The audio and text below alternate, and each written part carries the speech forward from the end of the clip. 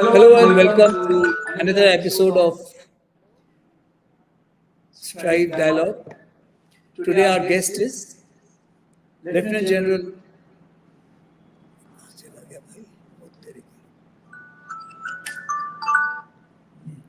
Today our guest is Lieutenant General Dushyan Singh, PVSM, BVSM, and in the absence of our permanent host, Brigadier Bhatia, I am standing up for him. And today a very interesting topic we are going to discuss. The topic is information warfare. Now, conflict is normally defined as someone, there is a very identifiable aggressor is there, and there is a very identifiable defender is there. However, in recent times, situation appears to be changing. Most of the conflicts are in a gray zone where aggressor may many a times may not be identified. Many times a benign event snowballs into a major crisis. One of the major sources of such as deterioration in the situation is social media, where an unknown or someone who masquerades as someone simulates a discussion, it degenerates into a conflict, which in itself is not physical, but could be psychological, and creating disaffection. Such a narrative building can only be summed up as an information war. Source of generally could be internal or external. I mean, some of the examples are Black Lives Matters. Started with a very benign event where someone was kind of rough-handed by police and degenerated a major conflict between blacks and the rest of the US. Similarly, in India, CA agitation, Save Constitution are direct outcome of all such warfare. It's a great honor for us that Lieutenant General Dushyan Singh, EDSM, EVSM is with us to discuss information warfare, a new paradigm. Recently, General Dushyan has written a very thought-provoking research paper titled Impact of Information Operations on Indian Internal Security Situation. Incidentally, this is going to be part of next Strategic Reflection 2024, which strive in collaboration with Causes Publishing. General Dushyan has very kindly consented to spare his valuable time to share his thoughts on this subject. Today's proceedings will be in the form of an interaction between the good general and yours. We shall discuss what, how, and with implications of information warfare with particular reference to challenges which it poses to India and how do we prepare to deal with it. I propose that we have a discussion of 30 to 40 minutes and thereafter we go for question answers. The general has consented to take few questions relevant to the subject. To set the ball rolling, may I request you, General Dushyan, to please explain the genesis of information warfare and how it is impacting the outcome of some conflicts. Thank you, sir. Thank you for calling me again on Strive. It is a matter of privilege and honor to be with you. And today, as you said, we are going to talk about a subject which is extremely important in the current context. The reason being that we are witnessing this form of warfare. I would not say truly that it's a new form of warfare. It is sometimes I quote it as old wine in a new bottle.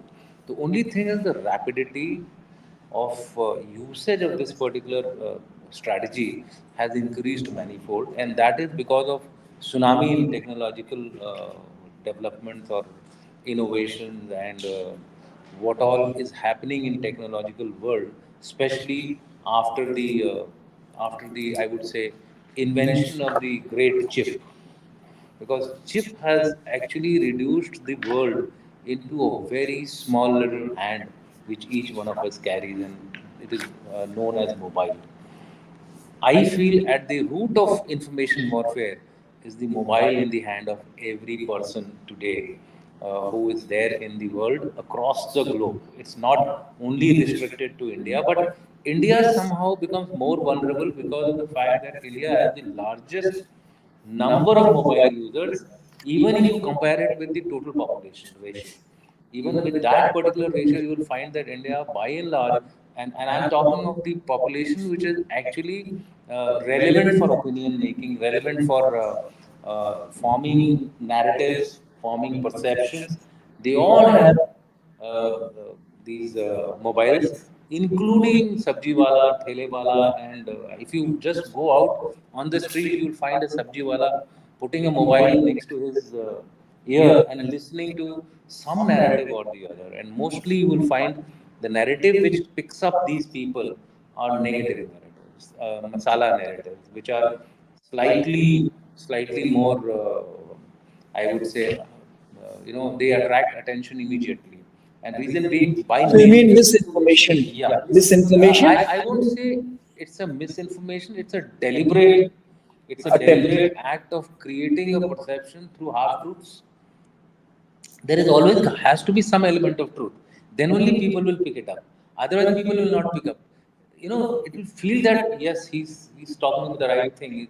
Unless, I mean, if I go and say that so and so had died just now 20 minutes back, probably after 5 minutes he'll know it's a fake news. But something which is based, let's say, the government of India has now announced a new rule by which 1,000 rupee notes are going to be banned. Now, this will be credible in the reason for the reason being that in the past a similar thing has been done, so it will be picked up immediately. And also, it will be many more handles will be using it Absolutely, absolutely. simultaneously. And adding to this problem is the technology. Now, what is happening is that 20 people sitting together in various parts of the world, somebody in America, somebody in Australia, somebody in India, can create revolutions today because of this digital phenomena called mobile warfare and social media platforms. There is a very good example of this, which happened in India in 2018. There was a group of people. Musk was the mastermind of this particular thing. He was in the US. He had a team of about 20 people across the globe, right? So they had planned that they would create a Dalit revolution, and they had selected 14th April as the date when Bhimrao Ambedkar's Birth birthday. anniversary. But it so happened that there was a particular action which took place on 3rd of April by the government, which was a very innocuous, it was not really a very shattering kind of a decision related to Dalits. So they decided to prepone their model of creating a revolution on 3rd of April. On 3rd of April, a tweet goes from Muske. It is picked up by those 20 guys, and then each one controls thousands of bots. Okay, now bots become the interface which is now multiplying this particular tweet. So people in India and all targeted towards the Indian social media The platforms. nuclear fusion is happening. Yes, so it was like you're absolutely right. It was like something chain reaction which happened. People came on the street in large numbers. If you all take the newspaper search of 3rd of April, you will realize how quickly this happened. I think it happened in a matter of 4 hours. In a matter of 4 to 5 hours, people were on the street. When people were being asked as to why have you come, no, I got a message from so and so. I mean, nobody was even aware that why What they is the have source of why information? they have come and who has called them. They realized it was a leaderless movement, and the government was immediately able to clamp on So it. the multiplicity of sources is a very major Absolutely, source of warfare. absolutely. The more you post it on the social media, the more people will see it, and if it is linked to a issue which is a fault line of a country, I think it gets picked up that much faster because there is Constitution is in yeah, danger. because there is always inherently there are people who are looking for such information. So The recent campaign, Constitution is in yeah, danger. yeah, absolutely. Constitution being under danger, or for that matter, CA will be followed by CA, NRC. NRC. even Dalit reservation. Dalit reservation is It was going to be same thing. scrapped. The same model was followed, and then people pick it up. And you are right that some ruling party member said that we will Correct. rewrite the That reservation is that policy. is giving a chance to this masala.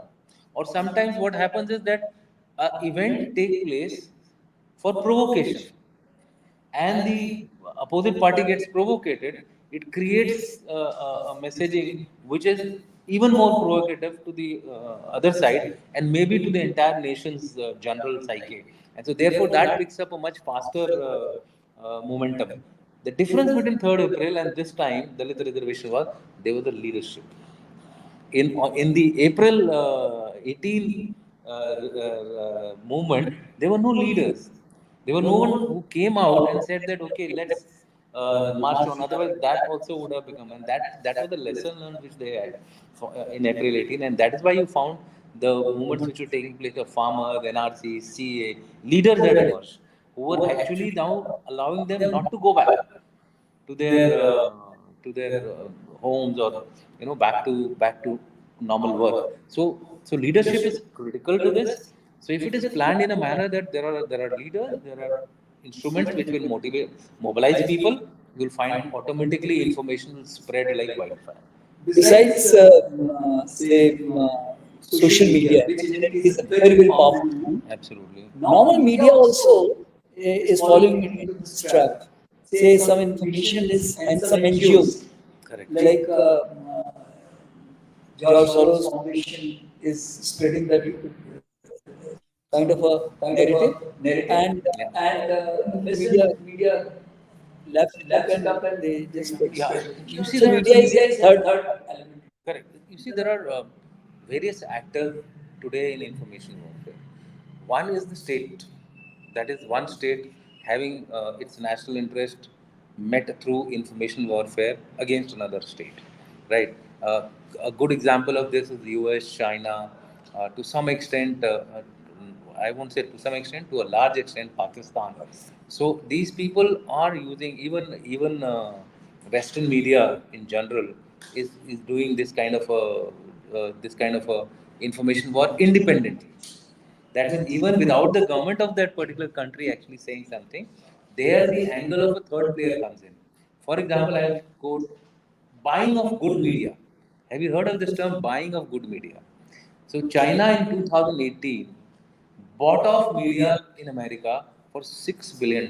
Not only America, World worldwide. over. So what it did was it planted very credible people who were well-known figures in the media world as the proponents of its own narrative. Narrative. No, even in India, there are a lot of such Yeah, things are happening. absolutely. So people, And absolutely. I mean, say a newspaper like New York Times or Economist or Washington Post, which have got a great credibility, they are lapping it up. Absolutely. See, what happens is money does everything. 6 billion is hell of a lot It's of a hell money. of a lot. And China could afford to spend that kind of money. And this is the figure of 2018. I am sure now there must be much more going on. I can tell you that the Chinese state encourages people from think tanks in India to go there on scholarships, study the Chinese culture, study the Chinese way of functioning, behaving, and expects in return that a positive narrative created by people Indians from the Indians about China. comes out from there. Scholarships are distributed at lib as far as China is concerned. It doesn't mind if out of the say X number of scholarships, if only 80%, sorry, 10% are effectively propagating the Chinese narrative. The fact is, if mass is there, some people will definitely bend in and they will contribute towards the narrative of China. So therefore, there are state actors, then there are non-state actors, and I feel in future we will have the non-state actors who will become the key players. Certificate. Example George Soros. Example Ford Foundation. Ford Foundation. Example Elon Musk. Elon If he decides to switch off the Starlink satellites, all your information warfare will come to a standstill. And if he decides to create a narrative, for example, I don't know whether all of you have seen it. Recently, he has come out with a tweet. It's high time that we come up with AI fashion. Have you seen that? Yes. In that, what he has done, he has really made a mockery of the entire world leaders. I mean, No, getting Joe Biden is a live example of yes. his So this so attack. so in this AI fashion, he has put Joe Biden on a wheelchair. A person. So it's an indirect attack on Joe Biden because he wants Trump to win. Trump is in a fancy looking suit with a cowboy kind of an image, and Barack Obama has been projected quite well. Putin has been projected in a kind of a ladies dress. So all these things are there. Bill Clinton, Bill Clinton has been projected in a in a lady's dress. So what is all this? This is all information warfare by independent. I call it as super state actors. Now, in future, we will find that the super state actors will start overriding over the state actors. So that is something which we have to be very careful of. Take Bill Gates, for example. Now the vaccine Yes, issue, yes. you all know, 2016 he gave out this thing that there would be vaccines, there would be viruses which would be globally impacting. So therefore we must start working. Imagine 2016 and it actually happened in 2020. So what do we read of all this? It means that super state actors are now working overtime to create these kind of This corporate warfare is resulting into presently that breakdown of Microsoft. I think is a yet another example of it. That Absolutely. Elon Musk versus Bill Gates. Correct. There So, may be what I was, I'll quote a real example on this. I had gone about 4 days back, I think a week back, to Pune to give a talk in a university, and I normally talk about 40-year cycle of terrorism. Okay, that's my one of my areas of expertise. So, in these 40 years, I'm talking about the modern era of terrorism. Otherwise, there is a zero wave, which is the ancient ancient times. time to about 150, 170 years back. So the first wave was called the anarchism. The French Revolution, the Russian Revolution. There was no kind of a structured ideology. It was simply that the rulers and the kings of that era, Reactionary. yeah. It So was reactionary. it was anarchism which was prevailing all over, loot, etc., crime, all those things were happening. But it did not win the narrative. What actually happened was that the kings reformed themselves, the emperors reformed themselves, and ultimately the state prevailed. Next cycle was the nationalism cycle, which lasted for about 40 years, and that was around the Second World War time. Here you found that people started rising up against the colonial power. This is the only way where the so-called violent groups won over the state. Which if it was a colonial state, that doesn't matter. As a concept, the state lost that. What also it proves is that if the narrative is very strong, if the narrative is rising from the people on the ground, it is likely. Algeria, I think, is a live Yeah, example. the Algeria is a entire very, very good example. the entire Algeria and Vietnam, yes, Indochina. yes. In fact, India, Iran, Iraq, in the entire West Asia, Africa, everywhere, colonials were thrown out of the power, barring few odds here and there. So after the nationalism wala ideology, there was the emergence of communism, and the reason for that was, well, people got the power. I mean, those who were struggling for freedom, they got the power, but they really didn't have that expertise to rule over themselves. And as a result, inequalities grew, poverty grew further. They were already in abject poverty. The poverty became further pronounced. So therefore, people started rising up, talking about inequalities. Lenin, etc., Karl Marx, they got prominence. And then you had terrorism being promoted by communist ideology, whether it was Latin America, whether it was Africa, Che Guevara. whether it was India. In India, in those period, it was around 60s. National movement. Naxal movement Charu started. Zanal. Absolutely. It is not to say that there is no overlap. Like currently, also we have some kind of a Naxal movement taking place, but that's an exception rather than a generic. After, in fact, communism was the shortest the movement because it fell because most prominent propagator of this particular ideology was USSR, and the USSR sank in 1990. Moment the USSR sank, everything all over the world, people started adapting to a different ideology, which is a religious ideology. And in the Right thing. religious ideology, you found that it was the Islamic ideology which was kind of coming to prominence all over. And the trigger for this was the Iranian Revolution.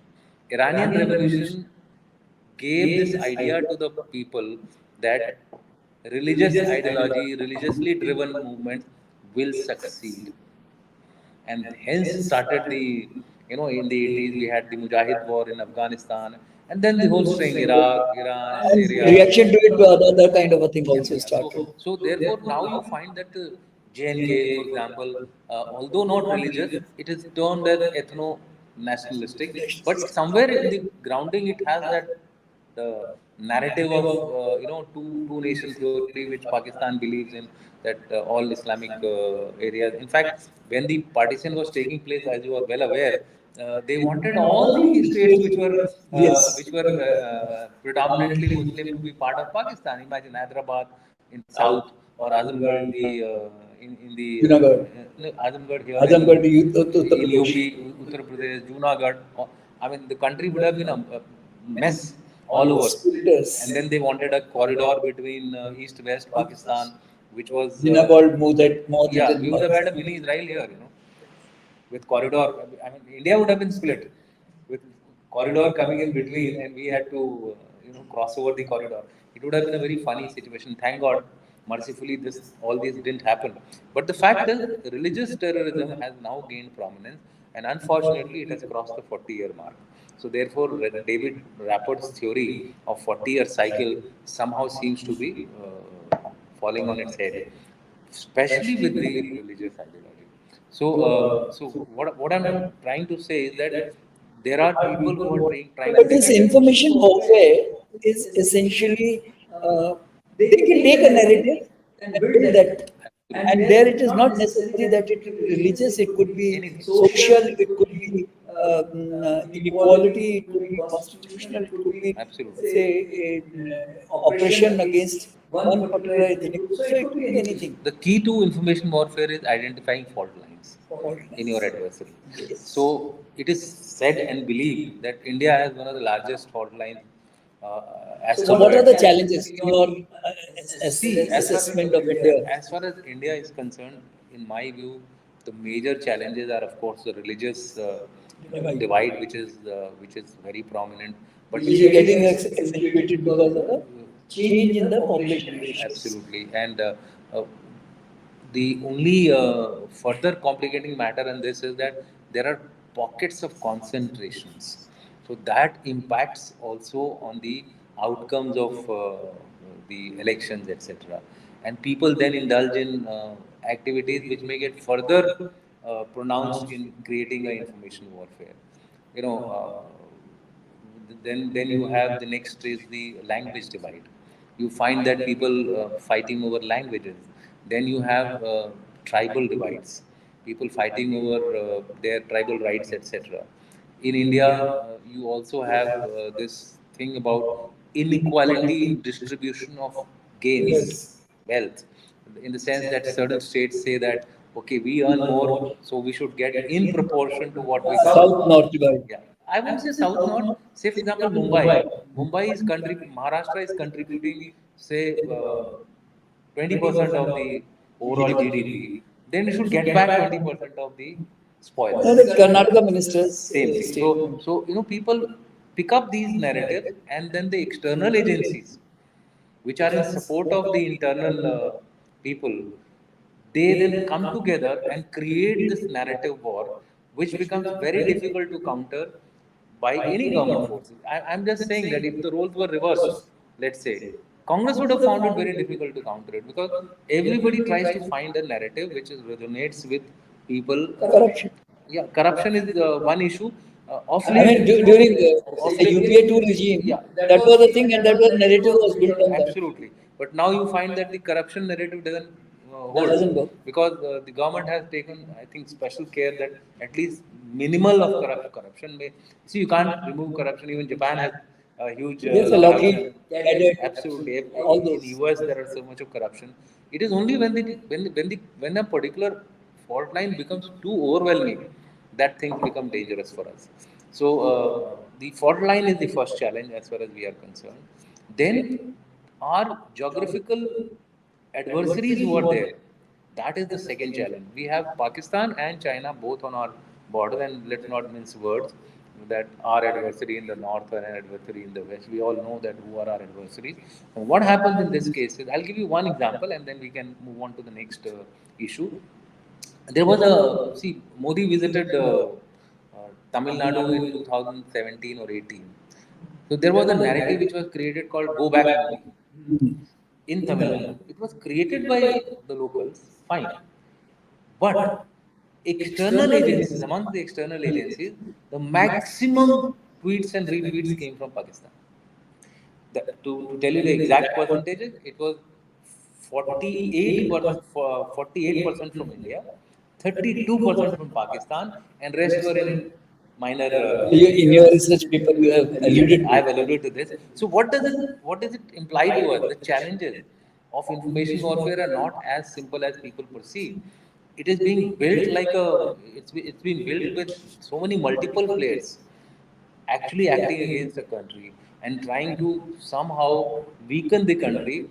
Although there are vested interest people inside our country also, I think it's high time we leave national The security. pandemic response to pandemic is one such thing. I mean, I have quoted in my book also that what happened after COVID.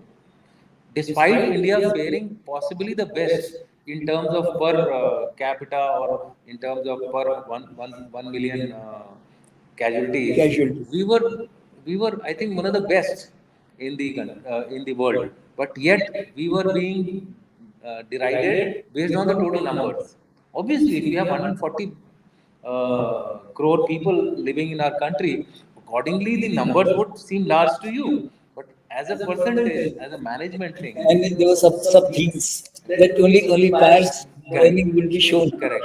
not burial will be shown. Absolutely, So absolutely. sub themes would also be there. And if you look at the US, they stored the bodies almost for a year. They couldn't find place to bury them, so they were kept in the these Talking against our vaccines, but Moderna and Pfizer, yes, Bill Gates wanted them. correct. And these bodies were kept in the trucks, the cold transportation trucks for almost a year. Now nobody would talk about that. So I have I mean, picked up photographs of that and put it in my Uh, book. Tell me a very interesting thought coming to my mind. In a response strategy, when you are talking of these things, initiative will always be the perpetrator. Yeah. Now, if that be the case, what should be the counter strategy? Whether to keep creating new narratives to thought before the narrative is built, or it is that you keep reacting to the. So it's not a black and white yes and no Okay. answer to your question. The reason being that A, such strategies are never found in written documents. That is one thing. So a country cannot dictate that this is my strategy for countering information warfare. Generally, they are kept under the table. Reason being that nobody wants to be associated that this narrative is emanating from China or India or US. So that deniability factor and attributability factor is very important. So for that, the policy cannot be put in black and white. Now, how do countries get over it? Of course, it is normally given to their so-called, intelligence agencies, covert operations people and countries conduct. So, such like things are there. Only country which has put covert operation as part of its policy is the US, and that it did it in 1948 or so. However, it has put a rider for international peace. If we require to conduct a covert operations, it can be done. So that became a policy with a rider of international peace. Okay, that kind of a black and white laying down has not been done by any other country, including China. What China does is that they commissioned those two. I mean, they commissioned a study by PLA which came up with the three warfare strategy, which is essentially information warfare, legal, psychological, and public opinion, which is media basically. So, what they did was the fact that they commissioned a think tank to come up, PLA commissioned a think tank to come up with a policy on non-kinetic kind of warfare, which is now known as three warfare strategy, is some kind of a recognition that they were thinking of doing something like this, because it was PLA which commissioned it. So if the PLA has commissioned it, which means that PLA has the intention. But it can always say, yes, that was a study which we had ordered, but that's not our policy. So, but it serves as a guideline for them to act the way they are acting today. Also, the unrestricted warfare book. Now, it has been written by two colonels. We don't know how much of the content has been written actually by the two kernels, or Policymaker. or it has been a group of people who have come up with that particular book. Because whatever is happening today by, or whatever actions China is taking today, it's all based on this. Tell me, this brings out a very interesting thing. You said that PLA has come out with three warfare strategy and all these things. To counter information warfare, should it be a whole of the nation approach, or it should be given responsibility to the trial service organizations, or individual services should? Uh, Straight one line answer is it has to be a whole of a nation approach. Two, three reasons. First, I will tell you the conceptual reasons, and then I'll tell you the experience reasons. It was given, if you look at the information warfare landscape, you will find it includes everything. It includes economic angle, it includes military angle, it includes social angle, it includes geographical issues like cartographic warfare, etc. So, if you see the entire domain of diplomacy, information, military, economic is falling part of your information warfare, including diplomacy. So, if you have to tackle this kind of a warfare, you need to tackle it from all these domains. So, when you tackle them from all these domains, conceptually, it has to be a whole of nation approach. The countries which have gone wrong in this are Israel is one of them. Israel has relied heavily on IDF to launch a That was my counterintelligence. next question. Yes. That from these two ongoing conflicts, what are the lessons Yeah. that you are given very nicely? So Israel has always relied heavily on IDF to carry out its counter information operation. That is where I think they have gone wrong, because anything coming from a military source, it is also always perceived as, it is always perceived negatively. But if it comes from, let's say, diverse sources, it comes from think tanks, it comes from people, common people, YouTube videos, shorts, etc., people tend to lap them more. For example, today the electronic media, earlier we said that the print media has gone out of circulation. Now it is the electronic media. Now the electronic media is going out of circulation. It's the social media which is take over. Viewership of electronic media national channel maybe just in thousands. A YouTube social media channel maybe in lakhs or millions. That is the kind of power which people are attributing sachai to these YouTube platforms, which in my opinion must be taken with a word of caution, because YouTube has all kinds of people. There are people who speak the truth, who speak the correct language, but there are people correct facts. There are people who distort facts, create half truths. They are paid. They are influencers. When we are on social media, very interesting. Just thought came to my mind. As far as China is entering this with a clandestinely. You don't see any YouTube Chinese talking to people and all those things like that. They are very surreptitiously they are doing it. Whereas Pakistan is doing very openly. Say a chap like Shoaib Chaudhry or Arzu Kazmi and all those things. They are far more popular in India than for he is out. So far more popular than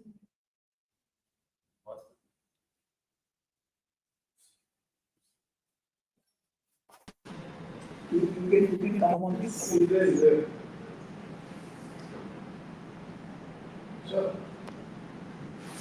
I'm here. So they have become more popular, and they try to, if one reads between the lines, they do try to give, it appears as if it's been, say, paid media for the government of India, the way they start. But somewhere in between, very, very surreptitiously, they are trying to, say, perpetuate their own belief. Yeah, I mean, as I told you earlier also that China has been very active in the Indian media. And I'll quote you a very personal, simple, personal example, personal life example. There was a visit by a delegation way back in 2016, wherein the Western Theatre Commander was visiting our country. I'm the Chinese Western Theatre Commander, Y- uh, Wang Yongchi. He was the person.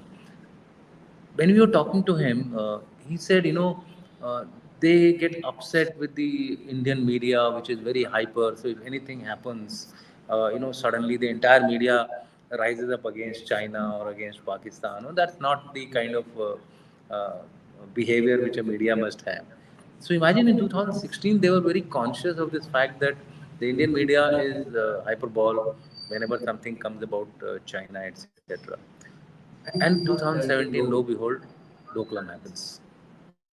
Same theater, theater commander talking to us in this manner. That means they were conscious of this fact that Indian media needs to be managed. And that's what they started doing from.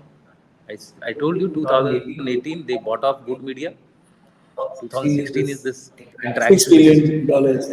2016 December is exactly the time when this particular interaction is taking place casually all over the country when these guys are visiting, which means that they have become very serious about information warfare, and because of that they have developed an expertise where they can slip in, like you said, they can slip in a narrative which will go in favor of the China. Like for example, currently you will find that the Chinese are trying to look for positive relationship between India and China, and so is possibly India doing a similar thing. We are not openly coming against each other.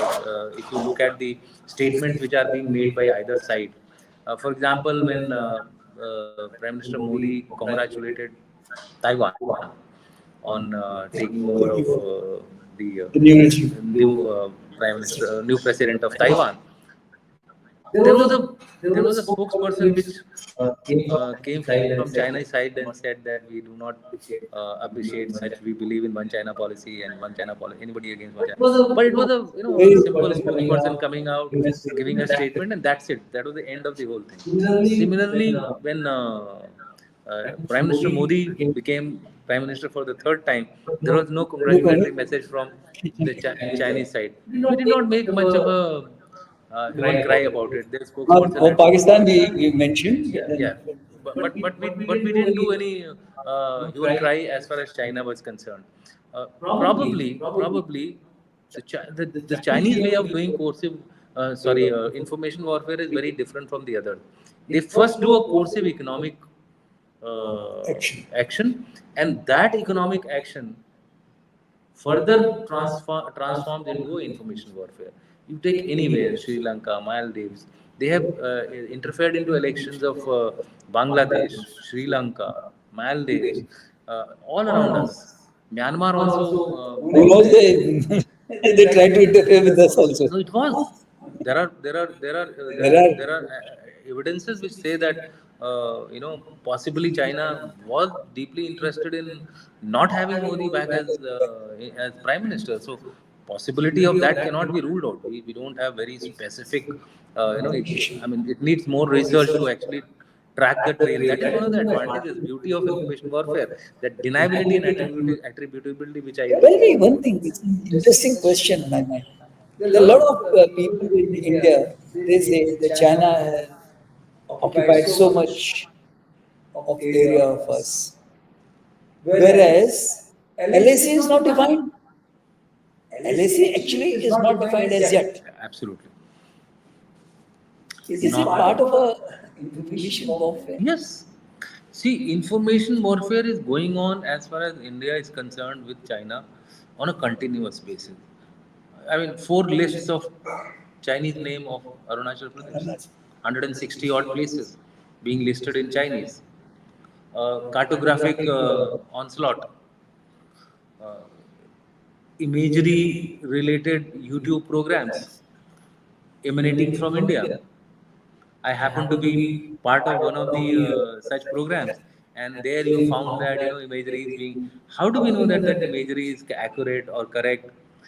They are taking advantage of the fact that currently, since nothing is defined accurately on ground, they can start defining things accurately on ground and put that as a claim for what is happening in South China Sea is what they are doing along our borders.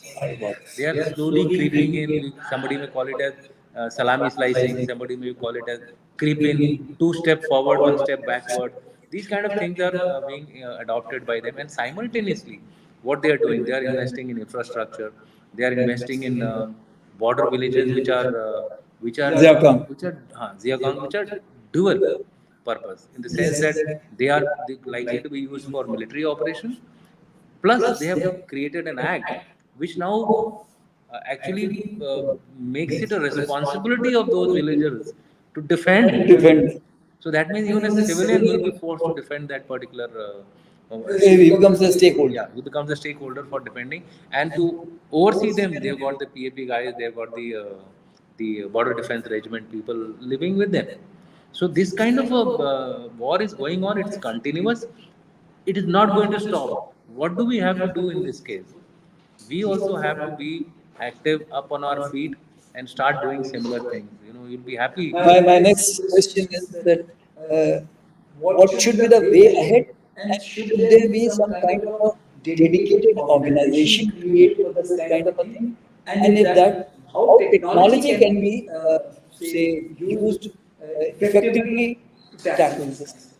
As far as my suggestion has been that information warfare, cyber warfare, or cyber security to be precise, is no more a domain of the armed forces. It is all encompassing, whole of a nation approach. There is a need for a centralized control which synergizes the narrative, which synergizes our approach towards adversarial campaigns against us, whether it is external or whether it is internal. With internal, one has to be a little more careful. With the external, one has to be little more, I would say, aggressive. That's a good point. Because internally you have to be careful because it's our own people. We need to we need to get them together and not get them apart. So that is the philosophy. As far as external is concerned, we need to get them apart and not get them together. Example: Tibet should be considered not as, let me put it very frankly, that China's claim of Similarly, is yeah, issue. to Tibet should be fought aggressively by us Aggressive. also. And you have written a fantastic paper on this. Incidentally, just to share with you that your paper has generated a huge reaction from people. They are really appreciated that paper on Indo-Tibet relations. I mean, two of us. I mean, I will not undermine your contribution. You have also contributed. And Tara did a wonderful work on Executive summary. getting that entire paper into some kind of a more focused. We were actually giving recommendations across the board. She focused it on to Tibet only, which was, I think, in a way, right issue. So we need to highlight these issues ourselves also. We cannot now be mute sufferers of information warfare and cyber So there will be warfare. some kind of a network Yeah. organization be created.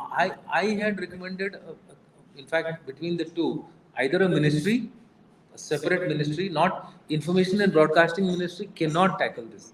It has to be a separate ministry tackling the information warfare issue and headed by people who are experts in this. Civilians have to be brought in a big way.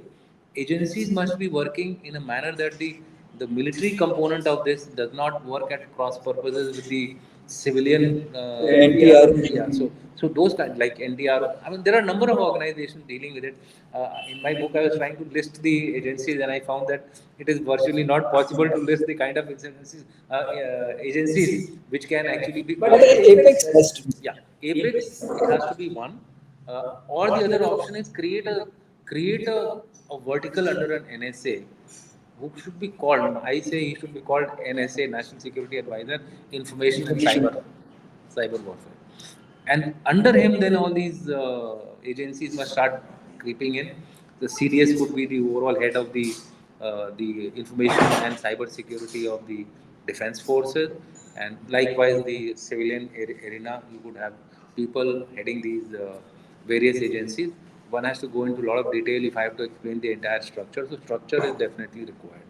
That is my view as far as the second issue which you had said was along with the structure, responses. No, I responses. say in this, before you take those portion, one interesting thing that you said that internally you have to Yeah. bring them together, Yeah.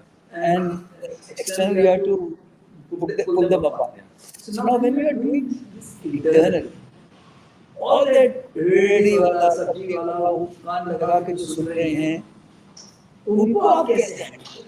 हाँ, तो हमारे यहाँ सबसे बड़ी problem है, और जिस तरह मैं अब बात कर रहा हूँ उससे आप समझ गए होंगे कि मैं क्या हिंट करने की कोशिश कर रहा हूँ।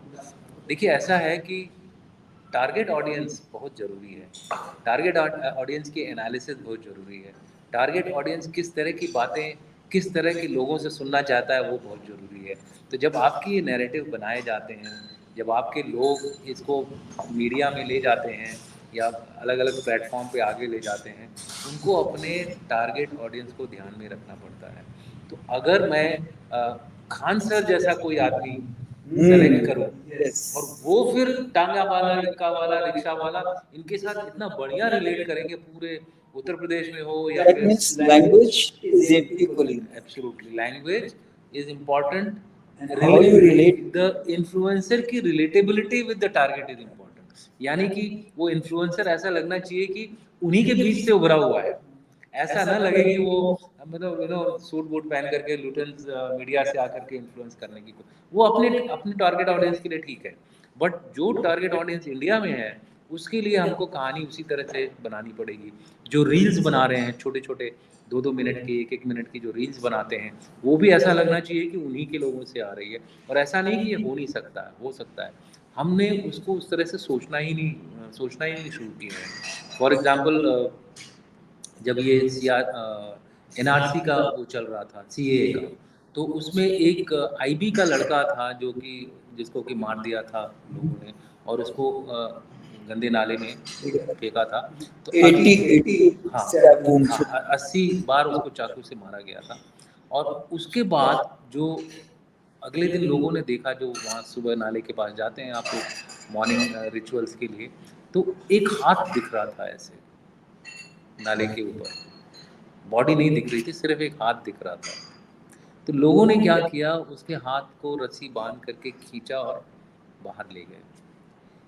अब इस पर्टिकुलर इंसिडेंट को अगर कोई ऐसा इन्फ्लुएंसर जो कि बताता कि क्या गलत काम हो रहा है वहाँ पे, उन्हीं के तरह दिखने वाला, उसी की तरह करने वाला, बातचीत करने वाला आदमी, और That could be a very I mean, post no, मैं बात कर रहा हूँ कि जो नैरेटिव आपको वो करना है कि भाई स्टेम करना है कि आपको उस नैरेटिव को किस तरह से ले जाते हैं। हम ये नहीं बोल रहे हैं कि आप उसको भड़काइए ना, हम ये बोल रहे हैं कि भाई इस तरह की वारदातें हो रही हैं, तो कृपया करके आप लोग इस तरह के काम बंद करिए और let us come on the table, बातचीत कर। देखिए, मैसेजिंग ये होती है, मैसेजिंग का कंटेंट बनाना हमारा काम है। कंटेंट इस तरह से बनाएं कि हम एक मैसेज ऑफ पीस दे। मैंने क्या बोला, it has to be carefully crafted to be integrating and not And can technology be a very important can be technology? technology is the one which is creating all these problems. So people are using technology, internet of things, इन सब चीज़ों का इस्तेमाल इसीलिए किया जा रहा है कि कंटेंट क्रिएशन बहुत आसान हो गया है, ऑगमेंटेड रियलिटी है, डीप फेक्स बताना बहुत आसान हो गया, आर्टिफिशियल इंटेलिजेंस है तो बंदे को ही पूरा बदल दिया है। यानी कि मैं हूँगा, अभी मैं ये आपसे बात कर रहा हूँ, वो कोई आदमी अगर चाहे तो इसी के ऊपर आर्टिफिशियल इंटेलिजेंस से वो अपना नैरेटिव फैला देगा मेरे नाम के साथ। So AR VR used very effectively. Very effectively because the other side is using it. So we also need, हमारे को भी जरूरत है, we also need to actually start exploring the technology to use it positively. And the last point in response is intelligence. We have to look at our adversaries. Even internally we must look what is growing up in the society, कि problem शुरू होने से पहले ही उसको हम sort out कर दें या उसको हम सोल्यूशन ले आए ताकि पब्लिक भड़के ना। We can take some questions. Do you have some questions?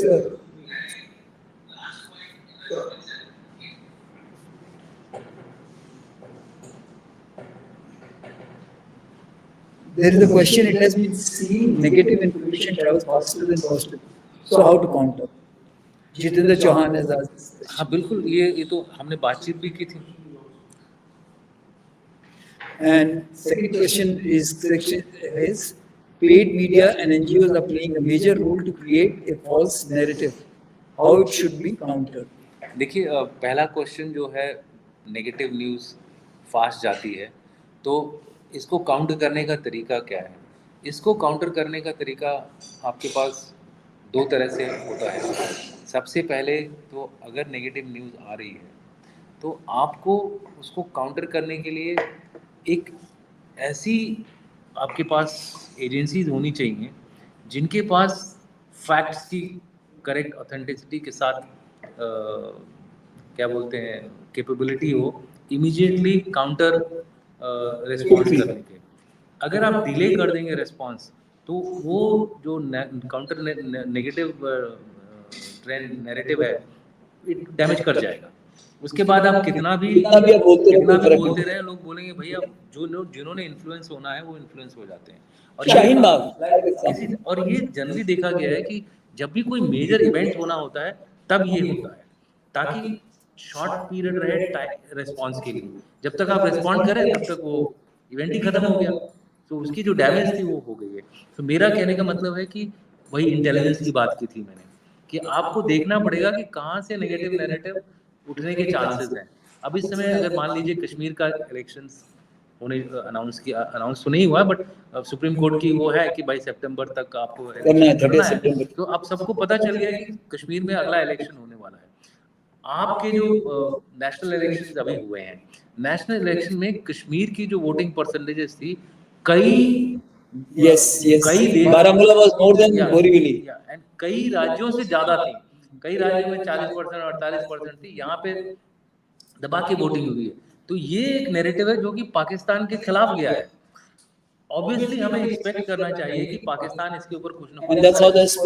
तो ये जो इंटेलिजेंस वाला जो एंगल है वो हमको प्रोएक्टिवली यूज करना पड़ेगा ताकि हमारे नैरेटिव्स पहले बाहर निकल जाए। अगर हमारे नैरेटिव नहीं निकलेंगे, हम वेट करेंगे दुश्मन के नैरेटिव को या दुश्मन के एक्शन को करने के लिए। दूसरा जो चीज है, जो भी नैरेटिव आप गवर्नमेंट मीडिया से या फिर pro government, I won't say government media but pro supporters of a particular thought process, nationalism वगैरह जिसकी बात करते हैं, अगर वो नैरेटिव को जमीन के एक्शन से बेस करेंगे तो उसकी काउंटर करना बहुत मुश्किल होता है। यानी कि अगर मैं बोल रहा हूँ कि हम सबको इंटीग्रेट करेंगे तो और जमीन पे हम कुछ और काम कर रहे हैं तो वो नैरेटिव नहीं चलेगा। आपका जो नैरेटिव है उसको जमीनी नैरेटिव, जमीनी एक्शन से absolutely credible and backed by action on ground. That is more important. So that is how you can counter the negative trend. And negative trend कितना भी आप कर लीजिए उसको लड़ना एक बहुत ही मुश्किल है। It's a very challenging task. You have to find every time some ways and means. Sometimes you have to actually block it, like what the Chinese do. Sometimes you may have to block it if it is going to create too much of a problem for internal security or external security. The second question is about bot media. Now, bot media is a reality. you can't now. You mentioned $6 billion.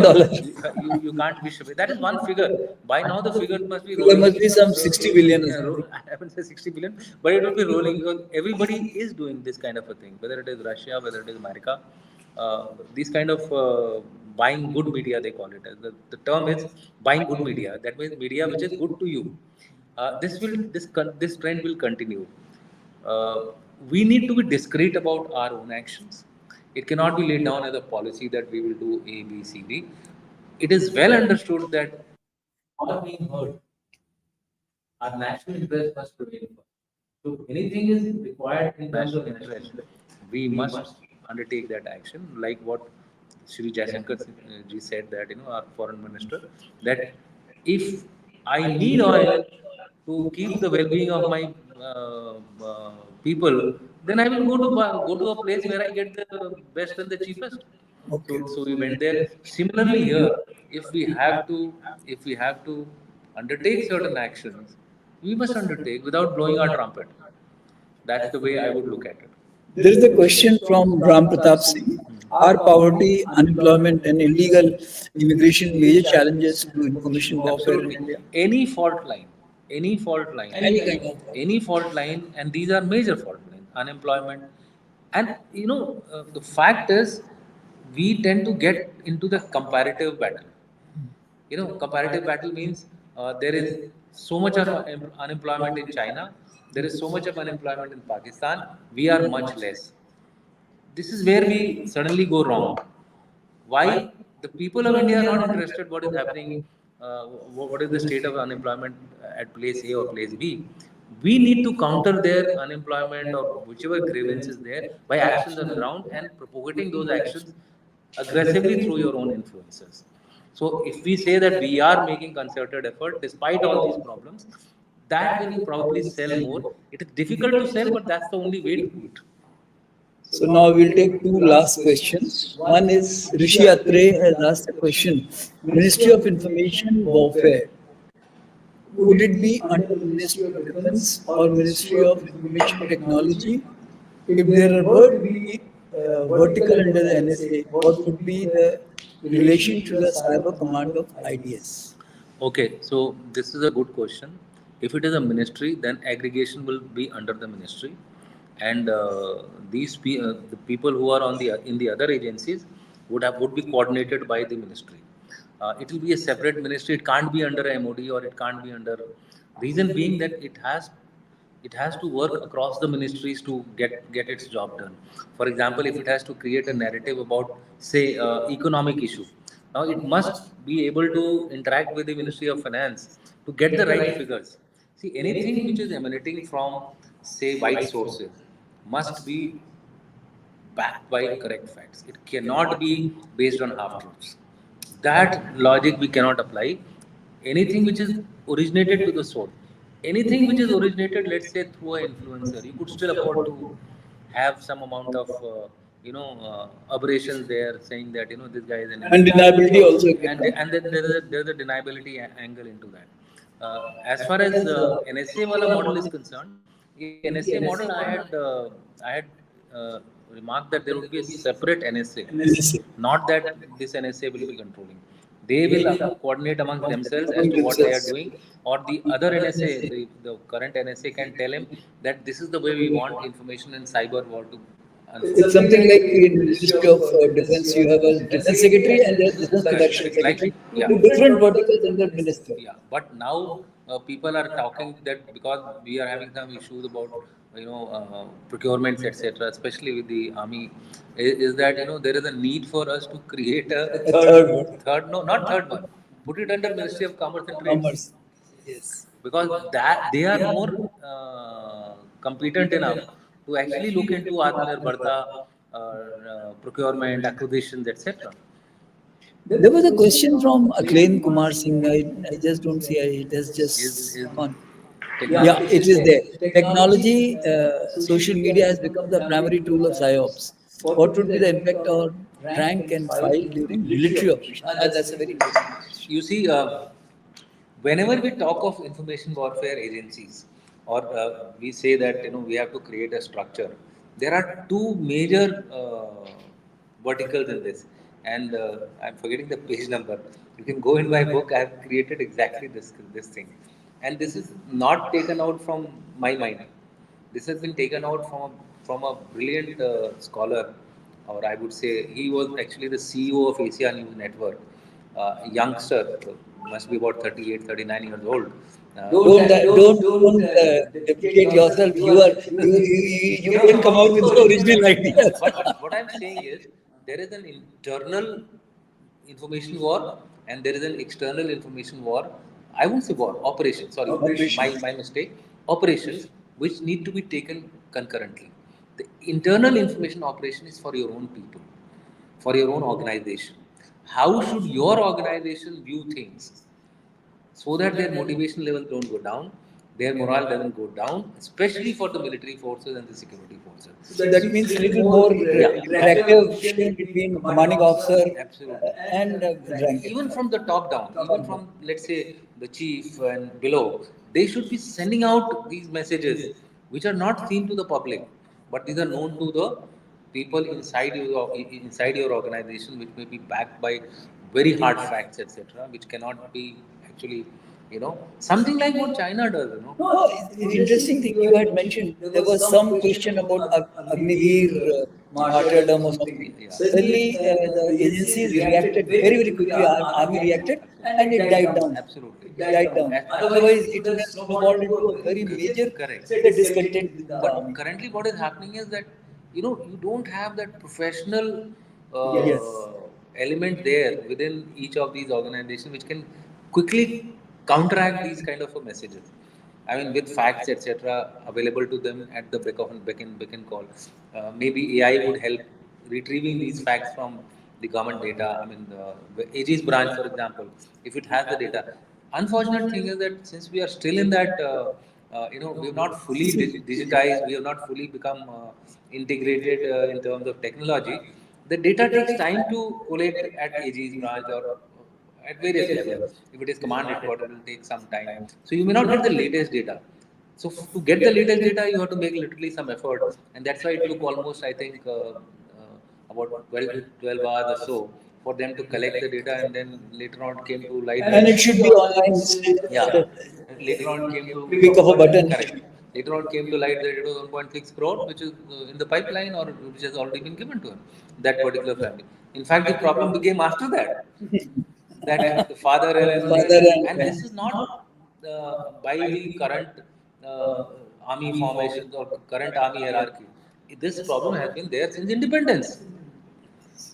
Processing delays have been there since independence. So why suddenly you create these kind of narratives which weaken the country's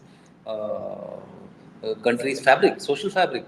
These are straight hits. Look at Kargil, the kind of cases which continued even after Kargil was over for next 3 to 4 years.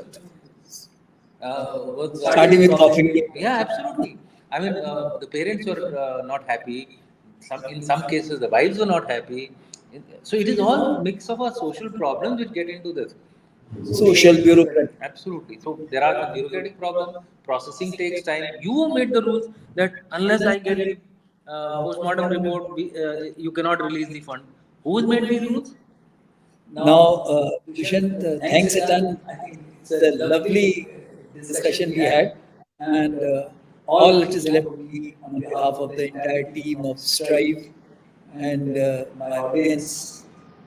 Big thank you to you for sparing your valuable time. I know you are very, very busy. Thank you, sir. But keep coming more often. Thank you, sir. And we'll keep disturbing you. And audience, few things which emerge in today's discussion, which are very, very important. One is that fault lines. We have to identify fault lines so that we can address them. One. Second thing is that response has to be quick. If you allow it to say fester for some time, it snowballs into a major issue. Third, use of technology to see to it that your response becomes real time. The use of technology is very important. Fourth, internal and external interventions, both from outside to be countered and from us to be sent to respond to them. Both have to be a proper organizational structure has to be created. So there has to be an apex body to be created, which should be at the highest level. It should be a parallel essay to be created. And all that thing has to be seen. One important thing which in our discussion implied, geopolitical situation has to be studied continuously, regularly, 24/7 into 365. So that a small event happening in Palestine and suddenly Palestine Zindabad can create havoc into this country. So therefore, or some boys going to Russia in some mistaken say motives and they get stuck. And although they have won their own violation, but then it is being said that they have won, so they should be brought back. All this thing and simultaneously training of our own people, interaction within the unit and the organization so that these things are addressed in time. Please enjoy this discussion and we assure you that we will continue to bring more such discussions which touch each one of us. All you have to do is subscribe, like and share whatever we are saying. Thank you. Jai.